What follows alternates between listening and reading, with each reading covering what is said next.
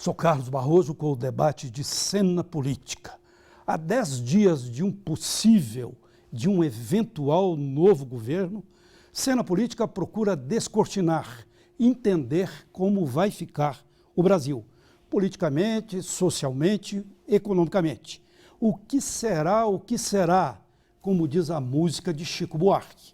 Hoje já houve fatos que podem significar mudanças. Um dos líderes da oposição no país, senador Aécio Neves, e o presidente do Senado, Renan Calheiros, e também o presidente interino do PMDB, Romero Jucá, foram denunciados ao Supremo Tribunal Federal. Também chegou às mãos do juiz Sérgio Moro, da Operação Lava Jato, denúncias de supostas propinas no governo de Fernando Henrique Cardoso. Vamos debater esse cenário de pré-governo Temer, supostamente, a partir do livro Impasses da Democracia no Brasil, lançado recentemente pelo conceituado cientista político Leonardo Avritz, da UFMG, que mereceu longas resenhas e entrevistas nos principais jornais do país. Avritz é também presidente da Associação Brasileira de Ciência Política. Foi professor visitante em diversas universidades, como é o caso da USP em São Paulo, Coimbra em Portugal e Tulane na Itália. Convidamos também o jornalista João Roberto Júnior, foi editor adjunto do jornal O Tempo. É cientista político pela UFMG e também colunista político do jornal O Tempo. Você está pulando do jornalismo para a ciência política, é isso? Conciliando. Pulando. Eu já fiz o pulo, da poesia para o jornalismo e do jornalismo para a poesia, vice-versa. Avritz, prazer em recebê-lo, aqui, João Roberto, e vamos falar do seu livro e da realidade brasileira. Você lançou esse livro, que, como eu disse ali, teve resenhas em vários jornais, páginas inteiras, que tenta mostrar, descortinar, como eu usei esse verbo, a realidade política brasileira. E a gente está nesse momento aí de possível, suposta saída, né? Eu digo sempre suposta porque ninguém sabe o que vai acontecer na realidade, mas quase certa saída da presidente Dilma e entrada de um novo governo, Michel Temer.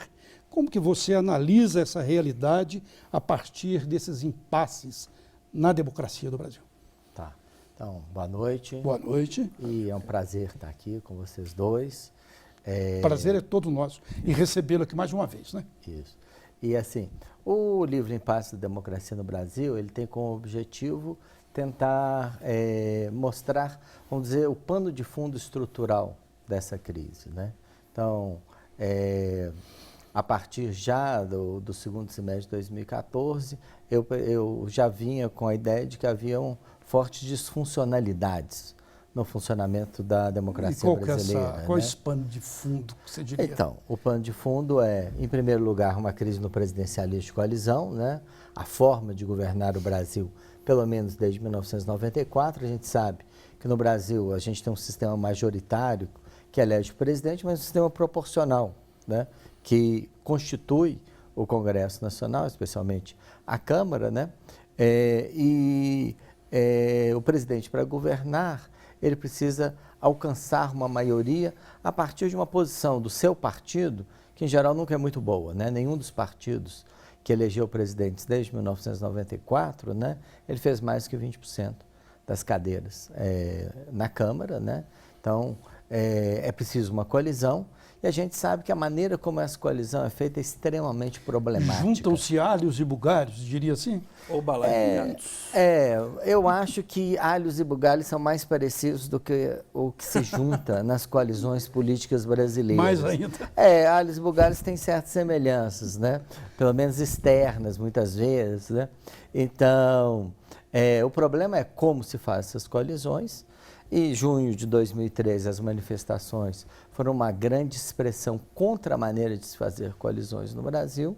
Isso, na verdade, não foi bem absorvido, né, pelo Partido dos Trabalhadores, pela presidente, né, que teria que ter pensado uma maneira diferente de organizar o sistema político para 2014, né, ou organizar a sua coalizão. Como isso não foi feito, o que a gente tem é uma enorme crise dentro da coalizão, né? Essa crise vem, pelo menos, desde 2012, 2013, se acentua no começo de 2015 com a eleição do Eduardo Cunha para a presidência do Congresso. O que a gente tem depois disso, nem sei se existe essa palavra, é uma descoalizão, né?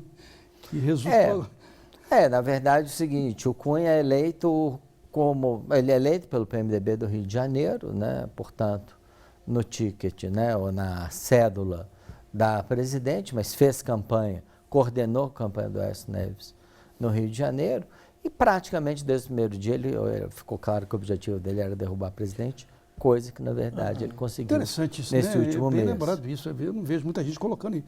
Ele foi o coordenador da campanha do Aécio, quer dizer que já a arrumação aí da saída de Dilma já estava bem prenunciada, né? Professor, a gente vai falar um pouco mais para frente sobre reforma política em si, mas essa crítica que o senhor pontua no seu livro ao presidencialismo de coalizão foi algo por causa das características partidárias do Brasil, uma coisa que sempre preocupou muito os chamados brasilianistas, os estrangeiros que pesquisam o Brasil. Como sustentar esse grande presidencialismo nosso, que é de coalizão, com esse quadro multipartidário que não tem uma raiz de representação de fato da sociedade? Aí eu pergunto para você, talvez o presidencialismo de coalizão, grande problema, ele seja um segundo problema causado pelo excesso de partidos que são legendas de ficção, vamos chamar dessa forma, meio grosseira até. Ou seja, se houvesse como nos dos parlamentos mais tradicionais do mundo, uma gama de 5, 6 partidos no máximo, talvez não fosse mais viável uma coalizão presidencial? Sem nenhuma dúvida, né, assim, os brasilianistas discutem a viabilidade do sistema político brasileiro desde o final da Constituição de 1988, especialmente o Barry Amos, mas também alguns autores brasileiros importantes, tipo o Sérgio Abranches, né, também discute essa questão, né? E, por outro lado, mas eu diria o seguinte, de fato, a teoria que prevaleceu na ciência política é de que o presidencialismo de coalizão permite a governabilidade. Eu discuto muito isso no livro, né? E eu acho o seguinte, realmente o presidencialismo de coalizão ele permite a governabilidade, mas a um custo alto demais, né? E a fragmentação piorou esse custo, ou seja, o Fernando Henrique governou com 9 partidos, né? O Lula acho que chegou a 11, né? E hoje a Dilma tem um número parecido, mas nós temos 25 partidos com representação na Câmara. E né? são acho que 34, né, partidos. Existem 34, Então, 25. Sem contar a fila no TSE. Uma verdadeira salada de frutas, para não falar outro nome, né? Mas aí o problema né, retomando, é que a fragmentação aí, ela acaba tornando o sistema sem nenhuma maioria, né? Você vê que hoje o PMDB tem o que? Acho 65, 66, o PT 2 ou 3 a menos, o PP, depois dessas mudanças, e ele cresceu um pouco, está quase do mesmo tamanho, e é absolutamente indistinto. Não existe um partido que tem liderança clara no Congresso Nacional hoje. E esse tipo de coalizão pode levar também, como a gente viu agora, né? Naturalmente não é literário, como eu estou falando, não é literalmente levar o inimigo para dormir lá na casa da gente, né? Essa coisa aí do Temer com a Dilma, né? Ou seja, o PMDB é uma das grandes incógnitas da política brasileira, né? Vale a pena só mencionar algumas coisas. Está chegando à presidência pela via indireta pela 3ª vez, né? Sarney, Itamar e agora Temer. Nunca chegou ao poder pela via direta, o que provavelmente coloca um problema. Será que a via indireta é uma vocação? Um partido de profissionais da política no nível local, né?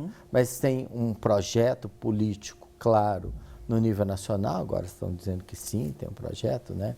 Uma janela para o futuro, né? Ponte para o futuro. Uma ponte para o futuro, né? Vamos ver o que é de fato esse projeto. O fato o PMDB jamais teve um projeto de país desde 1994, foi um partido auxiliar e, nesse momento, né, se retirou do governo para viabilizar um novo governo pela via indireta. Só um comentário a respeito do Itamar, que o Itamar foi eleito pelo PRN do Collor também. Aí, se eu não me engano, foi em 92 que ele foi PMDB. Exato. Né, de fato, mas de fato, foi presidente pelo PMDB. Tem uma frase do Aécio que eu acho genial nesse sentido, né, de que é ruim governar com o PMDB e impossível governar sem ele. É um partido que, historicamente, enfim, não obstante a história sensacional dele em termos de transição democrática do MDB, que com os melhores quadros que existiam no Brasil, conduziu a redemocratização do Brasil, mas é um partido que optou pela quantidade, não pela qualidade. Eu digo, um partido que sempre se acomodou no poder, né?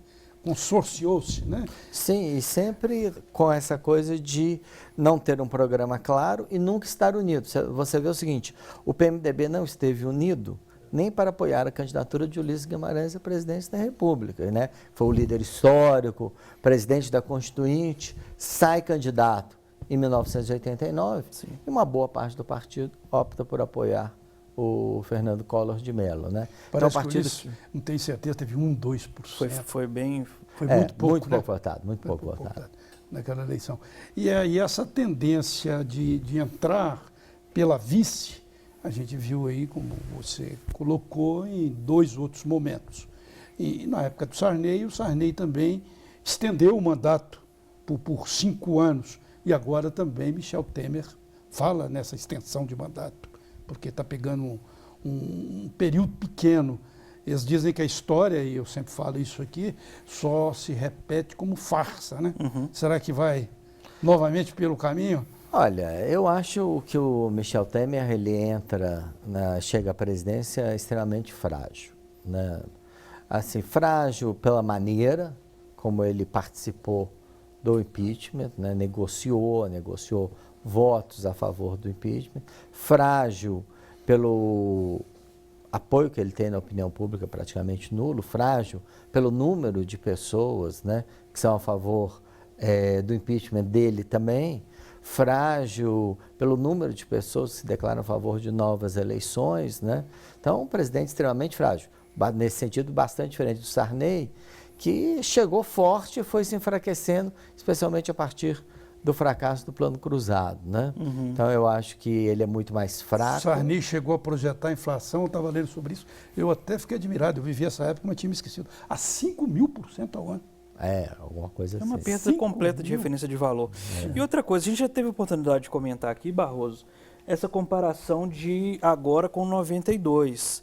E é muito diferente, assim, a clareza que se havia, o consenso na época que se havia em torno do impeachment do Collor e da ausência de qualquer base de sustentação, de representação que o partido dele não tinha, né? O PRN era um partido criado para aquilo, e agora não é bem assim.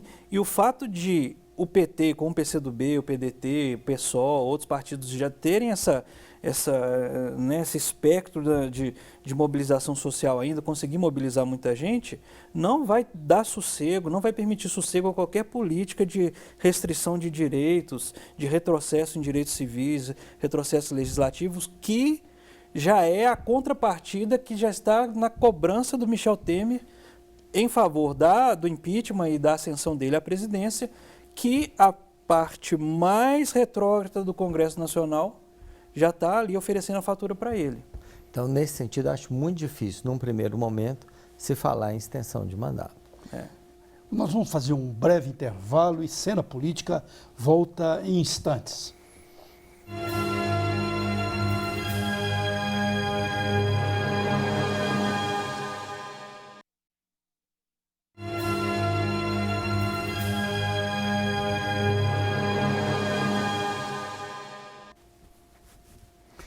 Segue Cena Política debatendo os impasses da democracia no Brasil e esse momento de transição do governo Dilma para o eventual suposto governo Michel Temer.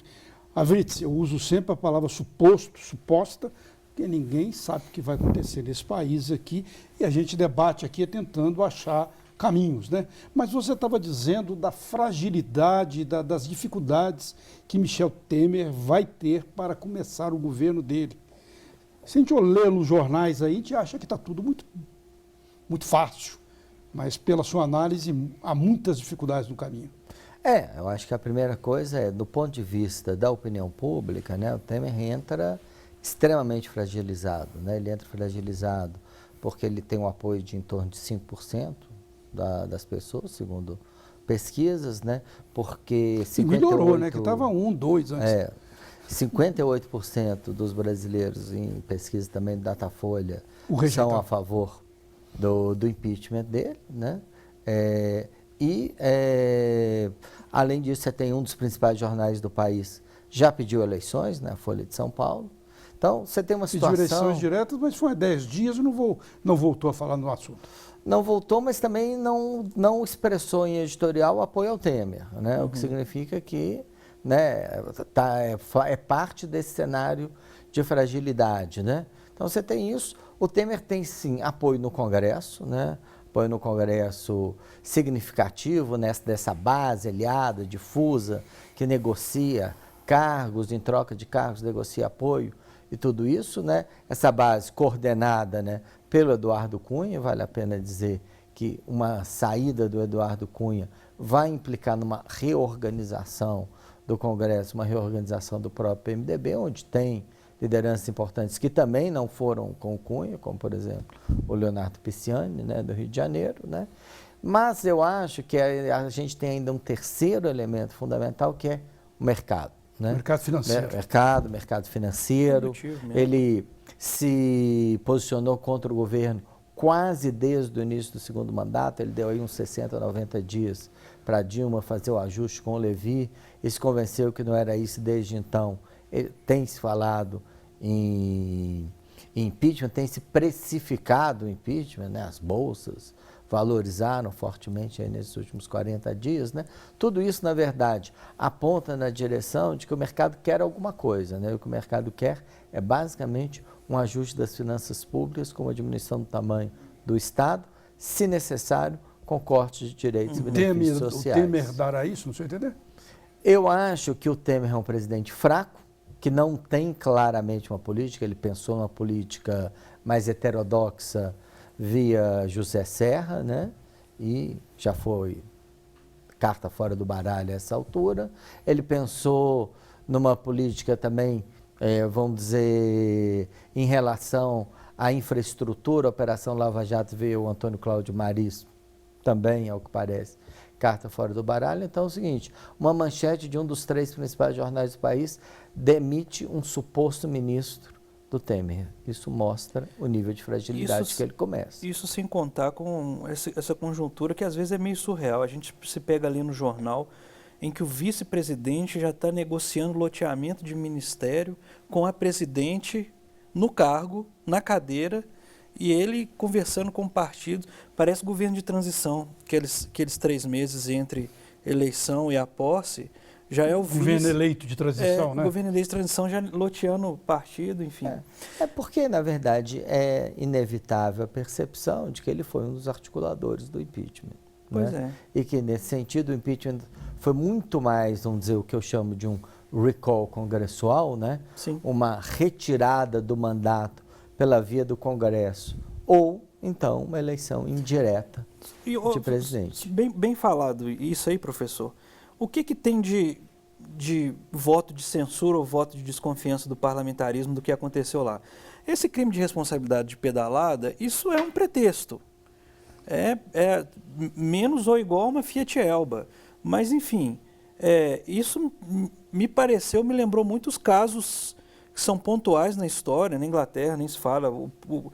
O predecessor da Thatcher passou por nos anos 70, por esse voto de desconfiança. Não pareceu isso para você, professor? Vamos dizer o seguinte, o argumento das pedaladas é muito frágil, né? Ele é muito frágil por 3 motivos. Ele é frágil porque, na verdade, ele é quase uma invenção retroativa do TCU, né? Ou seja, existiram pedaladas antes e o TCU aprovou as contas desses presidentes. Então, na verdade, é quase direito administrativo retroativo, né? Uma invenção, né? E, além de tudo, é frágil porque nem chegou a ser aprovado pelo Senado, né? O TCU é um órgão auxiliar do Congresso Nacional e ele basicamente dá um indicativo em relação às prestações de conta da presidente, e quem aprova, na verdade, é o Senado, né? Isso não foi aprovado ainda nem na comissão, se não me engano, de orçamento, né? Que eu acho que é quem aprova a prestação de contas, né? Então, frágil por esses 2 motivos, né? E frágil em terceiro lugar porque todo mundo faz. né? Então, assim, é uma lei para aplicar só a presidente em um caso, né? Que é esse caso das contas de 2014 e 2015, né? Então, é extremamente frágil, né? Parece feito sobre encomenda para procurar algum pretexto legal para não fazer, de fato, um voto de desconfiança, que é o que, na verdade, agora, ainda que fosse para não ser um voto de desconfiança, os deputados traíram essa intenção, né? Ou seja, o momento que ficou claro que não se tratava de um impeachment foi no momento que a gente ouviu a declaração de voto Família, dos deputados. religião, Ninguém torturador, falou em pedaladas fiscais, Sim. ninguém falou em a impeachment. tia, a avó. Né? Todo mundo falou na reconstituição ou na substituição do governo. Agora é importante falar sobre essa tese da eleição extraordinária, né? Algo que aconteceria junto com a eleição municipal em outubro desse ano, né? Aí eu tenho uma pergunta para você, professor. Primeiro, se haveria tempo hábil, porque eu acho que exigiria uma emenda constitucional para haver, por causa da imprevisibilidade disso acontecer, dessa eleição, imprevisibilidade constitucional. PEC, né? Precisa ter 2/3 de aprovação no Congresso. E uma PEC que o PMDB não tem qualquer interesse em aderir, porque eles já têm o presidente da República, caso da destituição da cabeça de chapa. E segundo, se uma eleição extemporânea não correria o risco de referendar esse artifício que é antidemocrático também de um presidente está ruim, vamos tirar e fazer nova eleição. E o segundo, o risco de ascensão de uma aberração popular, um falso messias surgindo aí no horizonte por meio de uma eleição extraordinária. Bom, na verdade, eu defendo novas eleições pelo seguinte, porque existe uma disjunção completa entre executivo e legislativo, e eu acho que a ideia de uma repactuação por cima, pela via do Congresso, da maneira como ela foi feita, ficou extremamente legítimo. O senhor defende, então, uma eleição extraordinária para o parlamento também?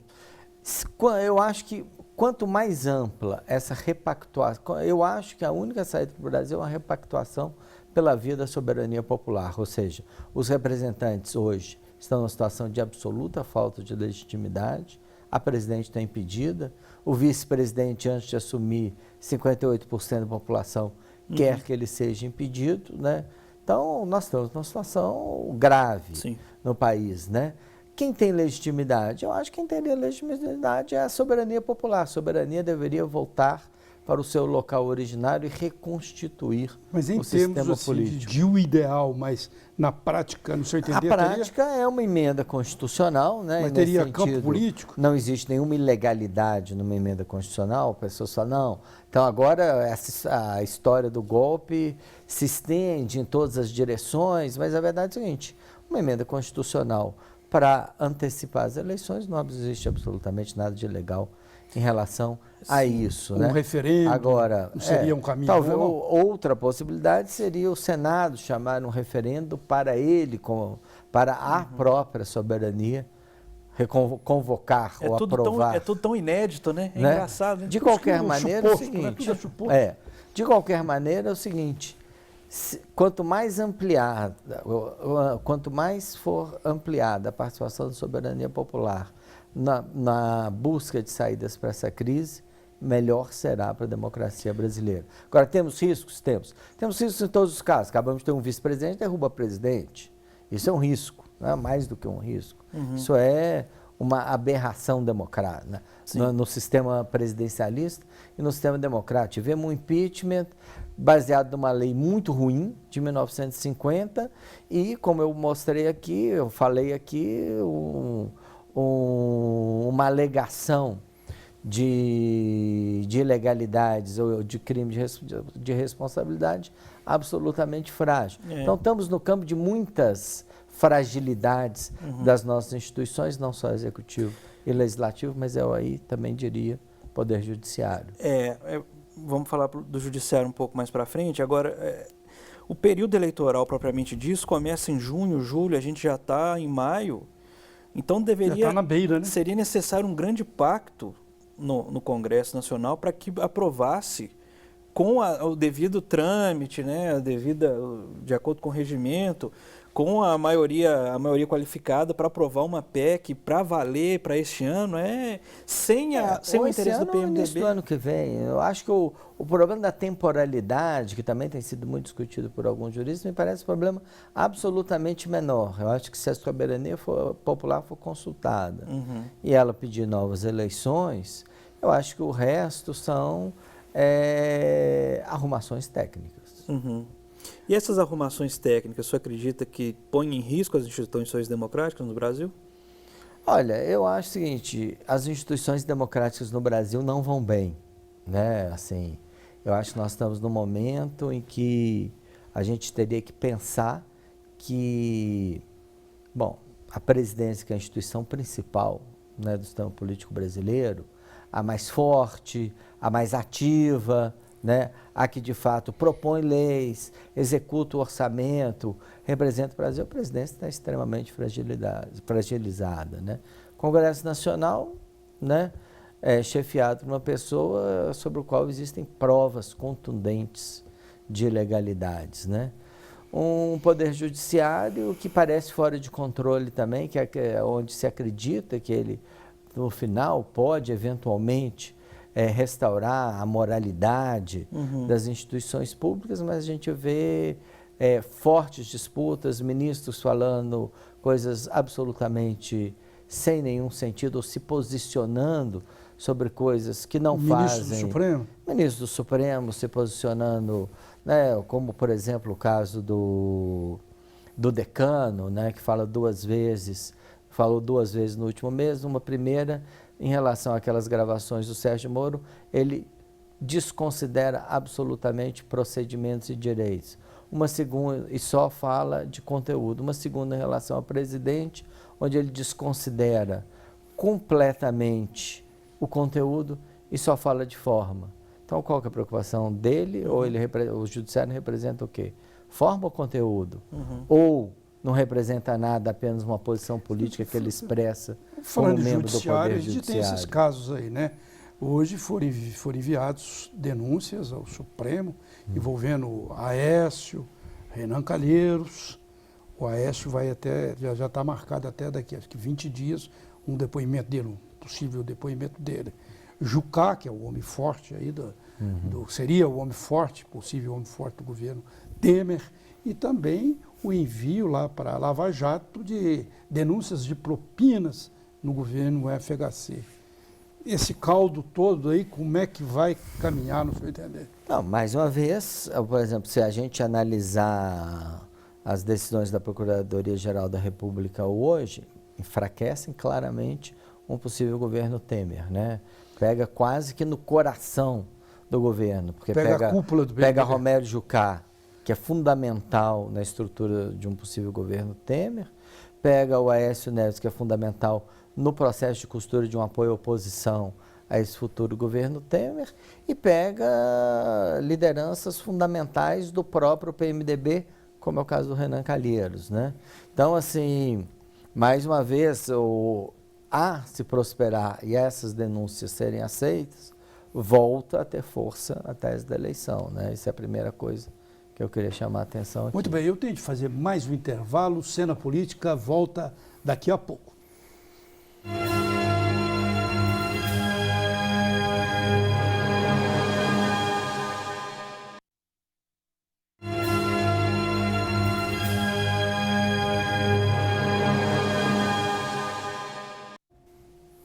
Prossegue Cena Política a debater os impasses da democracia no Brasil, com presença do professor de Ciência Política da UFMG, Leonardo Avritzi, e João Gilberto Júnior, colunista do jornal O Tempo, que está querendo fazer uma pergunta.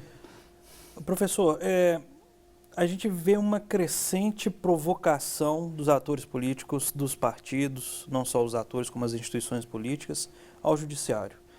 Uma excessiva judicialização da política e, qual que é o outro lado disso? A politização do judiciário. É uma coisa imbricada na outra.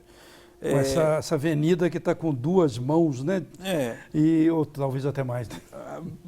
A oposição indo contra a nomeação de ministro, indo ao Supremo, viagem da presidente para discussão na ONU, tudo é motivo para se levar ao Supremo, que a gente já sabe que o Judiciário, como é que é o Supremo em si, um acúmulo de ações e tudo mais.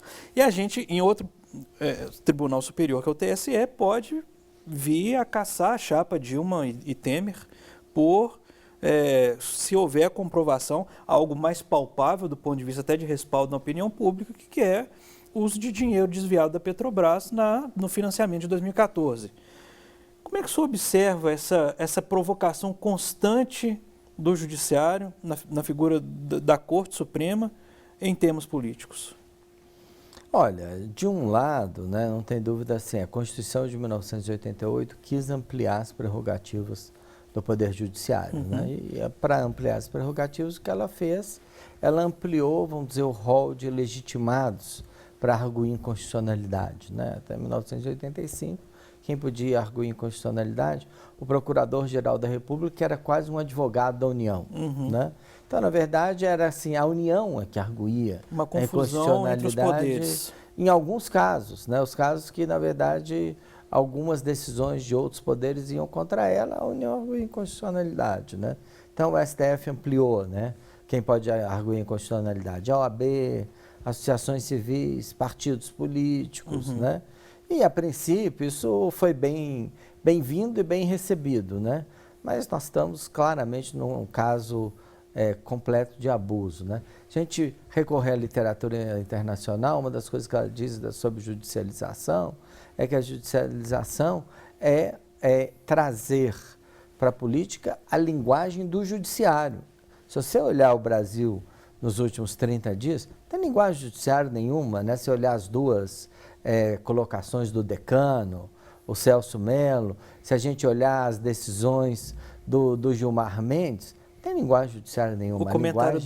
O comentário do ministro linguagem Barroso, política, né? O comentário do ministro Barroso vendo a foto do PMDB, né, atestando ali o desembarque do governo, ele olhando e falando assim, mas é isso a nossa alternativa de poder? Então, de todas as maneiras, os ministros supremos estão falando sobre política, né? E estão falando na linguagem da política. Sim. Então, isso é muito ruim. Ruim, especialmente para as instituições democráticas, né? Ou seja, nós temos um momento em que nenhuma das três instituições importantes no país está bem, né? Executivo muito fragilizado, Congresso Nacional absolutamente desmoralizado pela gestão Eduardo Cunha e um Supremo falando demais sobre política e abandonando a linguagem judicial, né? Nada disso é bom para a democracia. O professor Avritz, colocando o outro lado da moeda, literalmente, o Michel Temer deve levar para a ministra da Fazenda, já está quase certo, Henrique Meirelles, que é o homem que Lula queria também na Fazenda do governo Dilma, que trabalhou com ele durante o ciclo de Lula. Isso, em termos dessa fragilidade que você colocou aí em vários momentos, não dá uma salvaguarda para o governo Temer? A colocação de um economista que agradaria vários lados? É difícil, na verdade, saber exatamente, né, qual que vai ser a orientação econômica do governo Temer, né? De um lado, se o Henrique Meirelles, na verdade, tenta radicalizar o ajuste fiscal numa direção que a gente chama de um ajuste sul da Europa, corta tudo no campo, vamos dizer, dos gastos do Estado, mas com isso derruba a economia, ajuste e aí grego. Você precisa fazer diversos ajustes até chegar a uma situação de estabilização, no qual a economia fica numa situação muito ruim. Isso foi feito na Espanha, Portugal, na Grécia. Se for isso, o Henrique Meirelles é uma péssima alternativa, né? E provavelmente o que ele vai fazer, ele vai acrescentar essa crise uma enorme mobilização social anti-ajuste, agora que o Partido dos Trabalhadores e os movimentos sociais próximos a ele não vão ter nenhum compromisso com o ajuste. Há quanto tempo a gente vê o Temer participando de ciclos de debate com o empresário em São Paulo, ou em outras capitais. Isso antes, não sei, talvez até antes da reeleição. Então, assim, existe essa afinidade. Lembrando que a relação dele com Paulo Scaff, presidente da Fiesp, é uma relação íntima. O Temer patrocinou a candidatura do Scaff ao governo de São Paulo. Em 2014, né, em que a Dilma tinha... o Scaff não apoiava a Dilma, mas o Temer o apoiava. Lá tinha o Padilha candidato a governo. E essa ponte para o futuro talvez seja uma sintetização do que se esperar de um governo, ou das intenções de um governo Temer na área econômica. Porque o apoio que o empresariado oferece ao Temer está ali naquela carta e ele, em contrapartida, tem que se mobilizar por aquilo. E é uma carta de viés liberal muito grande, que mexe, por exemplo, em o preceito constitucional de vinculação de receita orçamentária para gasto mínimo com saúde e educação, para os 3 níveis de governo e, no caso, do governo federal. Ou seja, uma flexibilização e uma relativização de algum ponto como um engessamento que a Constituição ofereceria, ou seja, é algo que de fato não vai agradar nem um pouco movimentos sociais, sindicais, nem um pouco. E se de fato a economia não se recuperar com isso, aí você tem o Temer com sérios problemas, porque se a gente olhar, eu chamo isso de ajuste estilo sul da Europa, né? Esses ajustes, em cada um dos seus momentos, a gente já estaria no segundo momento, porque teve um primeiro momento com os cortes do Joaquim Levy, né? Já seria o segundo momento. Se nesse segundo momento ele continuar derrubando a economia, ele nem vai agradar aos agentes econômicos e nem vai agradar aos atores políticos, aos movimentos sociais. Se diz popularmente, vai ficar entre a cruz e a caldeirinha. E como é que ficaria, num caso desse, a viabilidade de um discurso de herança maldita de 13 anos do PT? Essa é uma possibilidade, né? Por exemplo, Samuel Pessoa já inaugurou essa linha na Folha de São Paulo do último domingo, né? Então, inclusive, reavaliando com dados assim um pouco questionáveis assim para um economista mais sério, né? A própria performance econômica do governo Lula, que ele, depois de muitos malabarismos, disse que foi pior do que a do governo FHC. Então, a ideia é tentar mostrar que o PT destruiu a economia, que você não tem muita alternativa. Mas a verdade é o seguinte, o povo brasileiro... Já alicerçando o discurso futuro. Um discurso nessa direção. Agora, eu acho que isso aí tem pouca credibilidade, né?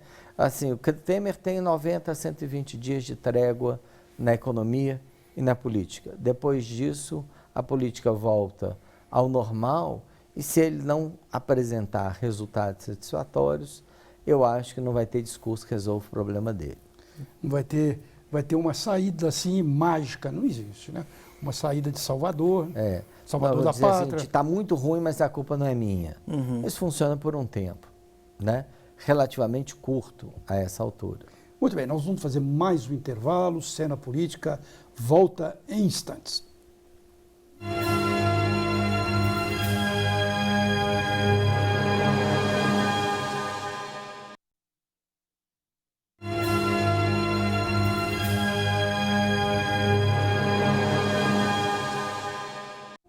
Prossegue Cena Política neste último bloco, debatendo os impasses da democracia no Brasil e essa atual confusão de troca ou não de governo.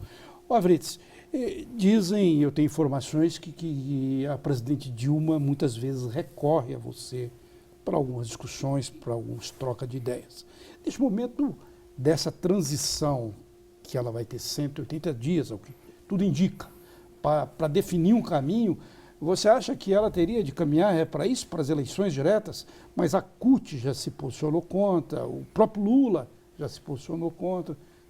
Qual a saída disso tudo? A presidente não é exatamente conhecida por ter um bom timing, né? Assim, vamos dizer, o momento do ajuste, ela poderia ter desistido do ajuste muito antes, ela poderia ter trocado o ministro da Justiça muito antes, né? Ou seja, ela... Graça Foster na Petrobras demorou... teria, né, ainda no período eleitoral, né?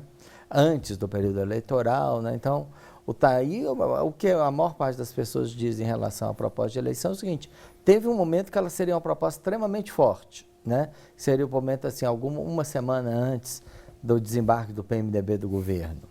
Colocaria o Temer na defensiva, apresentaria uma alternativa razoável para o país, né? Mas a presidente ali não quis, né? Foi apresentada a ela... Vacilou, literalmente. Foi apresentada a ela essa alternativa e ela não quis aderir, né? Ainda assim, hoje, muitas pessoas... O Lula, ao contrário, ele hoje defende a tese da eleição, né? Mas uns 2-3 dias ele estava com o Ele pé acha atrás. que o timing passou, mas ele acha que seria provavelmente a melhor solução. Marina Silva também defende a ideia de eleição, alguns órgãos de imprensa, como mencionei, com a Folha de São Paulo. E assim, com pequenas ações em uma ou em outra direção, essa tese pode se fortalecer enormemente em algumas semanas, né? Por exemplo, um indiciamento dessas pessoas que hoje denunciadas pela Procuradoria-Geral da República teria a capacidade de modificar essa conjuntura. Só aproveitando o timing aqui para fazer essa pergunta, professor, a gente sabe que você tem um bom trânsito assim com pessoas dentro do governo, pessoas mais ligadas ao PT, enfim. E a gente veio a público recentemente uma entrevista sensacional do Heráclito Fortes, deputado e senador, falando que há mais de um ano ele promove jantares na casa dele em Brasília para se discutir impeachment. Aí você percebe tanta coisa construída, que formou uma espécie de G8 de deputados, do qual faz parte o Marcos Pestana, nosso deputado tucano de Minas Gerais, Juiz de Fora, faz parte desse grupo, que quinzenalmente ia para discutir meios de pegar a presidente, com palestras em jantares de pessoas como Nelson Jobim, Armínio Fraga, foram convidados para esses jantares. E ele procurou a repórter do Estadão para falar o seguinte: agora que a gente está nesse pé, eu posso contar. Olha para você ver. Como professor, há tanto tempo esse caldo está engrossando no Congresso e a presidente não percebeu ou não tomou uma providência para se precaver nesse sentido. É falta de timing, é arrogância, é empáfia de não acreditar que isso era verdade. Não é possível que ali quem lida com o varejão do governo ali nas relações institucionais não levasse para ela esse clima, esse bastidor do Congresso Nacional.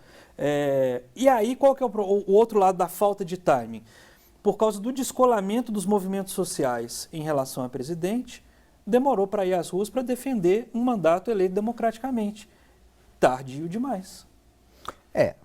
Tendo a concordar com a substância. Certamente a maneira como o impeachment evoluiu, né, sugere que existia, vamos dizer, grupos organizando isso, provavelmente no dia seguinte, após o resultado das eleições de 2014, né? A própria entrada do TCU, a maneira como foi elaborado o parecer, que depois se encaixa com o pedido de impeachment que é devolvido pelo Eduardo Cunha. Sim. E apresentado novamente para ser embasado nessa decisão do TCU. Tudo isso sugere articulações, como também a maneira como a Operação Lava Jato acabou evoluindo, ou mesmo o juiz Sérgio Moro sumiu, né, pelo menos nos últimos 30 dias aí da conjuntura, também sugere articulação, né? Sim. Do lado da presidente, né, eu diria, né, que o que caracteriza o segundo mandato é uma profunda desarticulação. Ter contado excessivamente com a capacidade do Aloysio Mercadante de articular no Congresso foi um erro, né? E ela, mais uma vez, demorou demais a mudar. O trânsito dele no Congresso era baixíssimo, né? No Senado algum trânsito, na Câmara nenhum, né?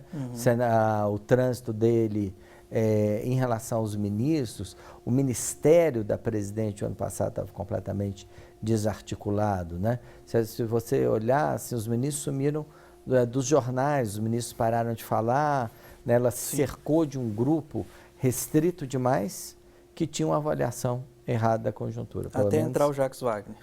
Exatamente, até um ano do Lula. A mudança do Ministério, né, no final de setembro.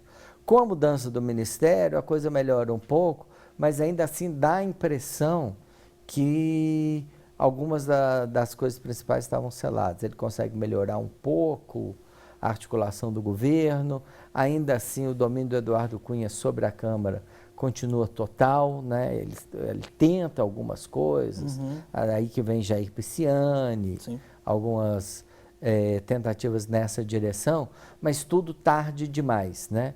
Só esse ano, no mês de março, que a presidente começa a receber políticos e começa a fazer articulações de rua, coisa que talvez ela devesse estar fazendo desde o começo do segundo semestre do ano passado. Pelo visto, tarde demais, né? Agora, aproveitando os minutos finais do nosso programa, que o tempo aqui, com essa discussão boa, o tempo passa rápido, né?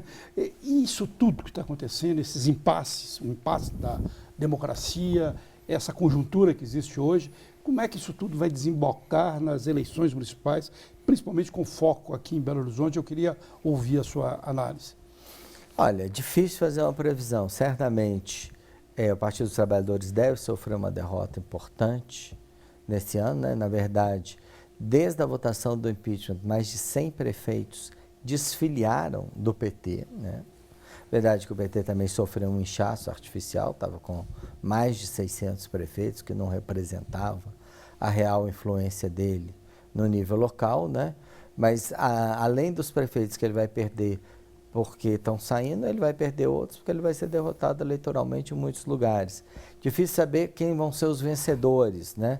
Porque, na verdade, a gente está vendo que boa parte desse movimento da opinião pública é quase ante todos os partidos, ou apoia simplesmente alguns candidatos ou muito radicalizados, outsiders completos do sistema político à esquerda e à direita, né? Provavelmente alguns deles vão se posicionar bem agora nas eleições municipais, né? E pode ser que isso também abra caminho para que outros o façam da mesma maneira até outubro, em 2018. Que a urna em outubro, né? Até outubro, muita água também. Pode passar por debaixo da ponte, né? O próprio PT fora do governo pode... E o quadro pode ser que a ponte para o futuro, né, caia com tanto de água que vai passar por debaixo dela, né? E o quadro mais preocupante é esse, é um cenário eleitoral em que os partidos importem quase nada, em que todos percam e as figuras, o carisma no mau sentido acabe prevalecendo. E aí tem um outro detalhe importante, mais uma vez falando de timing, é que impeachment tem que ser resolvido já justamente para que se dediquem os deputados a partir da metade do ano, em eleger seus prefeitos. Isso está óbvio. Se começasse o calendário eleitoral, como é que eles se dedicariam com tanta sanha, com tanto empenho na tramitação desse processo de impeachment? Não ia ter como. Mas aqui o PSDB tem conseguido aqui em Belo Horizonte bons resultados, né? Na última eleição presidencial, por exemplo, se perdeu no estado, em Belo Horizonte ganhou, né? E agora, para essas eleições, o caminho também estaria bom para o partido? Se coloca como oposição ao PT, a Dilma? Tudo indica que não existem candidatos fortes à Prefeitura de Belo Horizonte, né? O prefeito, o atual governador, não parece que nesse momento não tem candidato, o prefeito parece que não tem candidato, né? O PSDB deve ter um candidato, mas também não anunciou. O vice-prefeito quer, mais uma vez, ser candidato a prefeito, né?